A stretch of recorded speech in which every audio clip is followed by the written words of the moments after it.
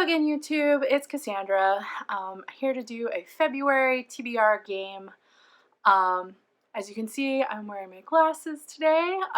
You'll see later in the video that I am not wearing my glasses because the behind the scenes is that I don't film this all at once because, as previously stated, I have a full-time job and a little tiny child that I have to take care of. So I film these when I get time.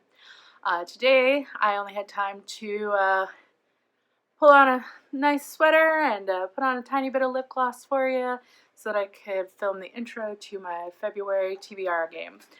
So I was introduced to the idea of a TBR game by several YouTubers, but the one that I was most inspired by and that I watch most consistently is Sid the Bookworm. I'll pop her channel down in the description. Check her out. Her stuff is really great. I love watching her. She does a spin the bottle game. I wanted something a little smaller, a little more compact, something that in theory, if I needed to record some footage at my work, I could do that. And so I decided to do a card game. So in a few moments, you'll see me shuffle the cards and pull out 4 cards. That is not to say that I will only read 4 books in a month. It might be. That might actually happen, especially in February, which is a short month. But I also need to leave a couple of spaces free for the book clubs that I run at school. The most consistent one right now is the upper school book club. Unfortunately, middle school, because of COVID and the way that they do their recess period, really haven't been able to get middle school book club off the ground this year, which sucks, but maybe next year. But upper school is still meeting regularly. They're still picking out books, so I need to leave some space in my TBR for their book pick and give myself some like mood reads and stuff like that so that I don't get, too hung up on the game. So you'll see that I'll pick 4 cards. And then we'll talk about what we're going to do with those 4 reads. So, on to the game. As you can see, each card has a reading prompt on it. I made a big long list. The face cards have special prompts. I don't remember them, so we'll learn them again together. I'm shuffling the cards now. Just so you know, as I pull cards, they will be removed from the deck as the year goes on until we run out of cards. And then hopefully I'll be reusing cards at some point, but I might lose them all. I do have a little kid, but they're 50-cent cards from the dollar store, so it comes in a pack of 2. I think it'll be okay. So this month is a mood read. That's Ace of Spades. All aces are mood reads. The Queen of Clubs. All queens are nonfiction. The 5 of Hearts. That is lower school series 1 through 3. And finally, the 6 of Clubs, and that's a standalone fantasy.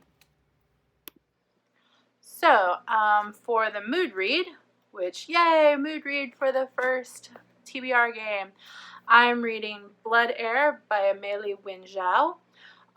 So this book had a lot of controversy when the arc was first released.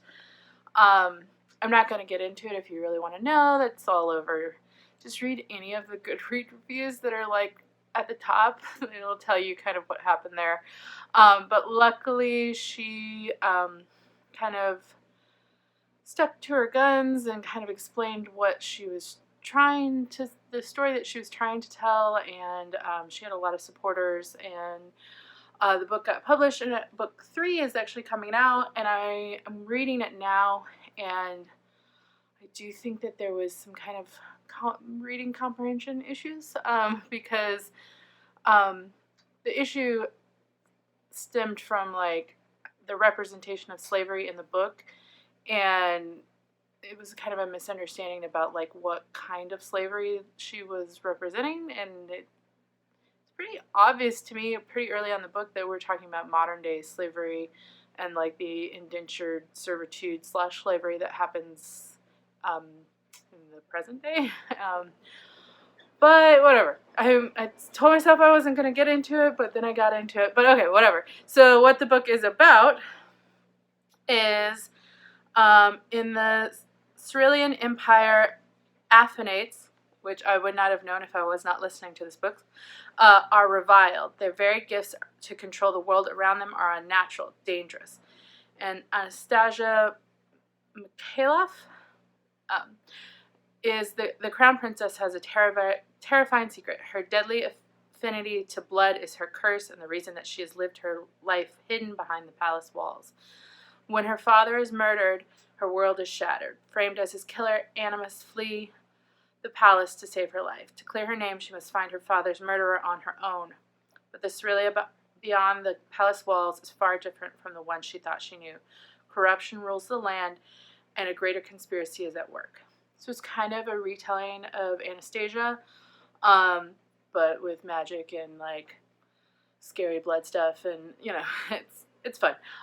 So like I said, I've started listening to it actually right after I like finished the TBR game. And so far I'm really enjoying it. The last book comes out at the beginning of March sometime. I will put it on the screen somewhere. And I'm looking forward, if I like book 1, I'm going to read book 2 and 3 as well. So that is Blood Air by Amelia Winjall. So for our nonfiction, we are going to read Hood Feminism by Mickey Kendall. This says, today's feminist movement has a glaring blind spot, and paradoxically it is women. Mainstream feminists rarely talk about meeting basic needs as a feminist issue, argues Mickey Kendall, but food insecurity, access to quality education, safe neighborhoods, a living wage, and medical care are all feminist issues. All too often, however, the focus is not on basic survival of the many, but the increasing privilege for the few. How can we stand in solidarity as a movement, Kendall asked, when there is a distinct likelihood that some women are oppressing others? In her stirring collection of essays, Mickey Kendall takes aim at the legitimacy of the modern feminist movement, arguing that chronically, sorry, my throat is all weird, arguing that it has chronically failed to address the needs of all but a few women.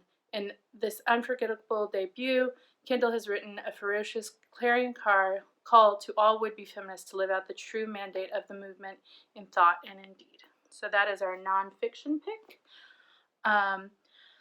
I saw this book and I actually ended up buying it for my library because, as you can see, because it had a lot of great reviews, and I thought it would be a good one to add to our women's studies collection, which to diversify it a little bit more.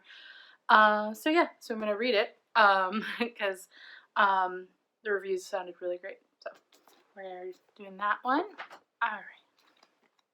So for our lower school series, we are going to read these 3 books. The series is called Donut Dreams. Just looks really cute. I love the cute little covers. This author, Coco Simon, she wrote another series called The Cupcake Diaries, which a lot of my kids liked a couple years back. And this one is, I'm guessing, fairly similar considering it's about donuts. So I'm going to try to read it and see if I can sell it to a few of my 3rd graders. So the premise is that home feels different ever since Lindsay Cooper's mom passed away 2 years ago. But with her cousins Kelsey and Molly by her side, not to mention her BFF Casey, Lindsay soon discovers family and friends go a long way towards filling any hole in your heart, and life can be as fun as a pink donut with rainbow sprinkles. So that is Donut Dreams, book 1. I will also be reading these 2 for the prompt as well, just to get a good idea of what the series is about. For our, where'd it go?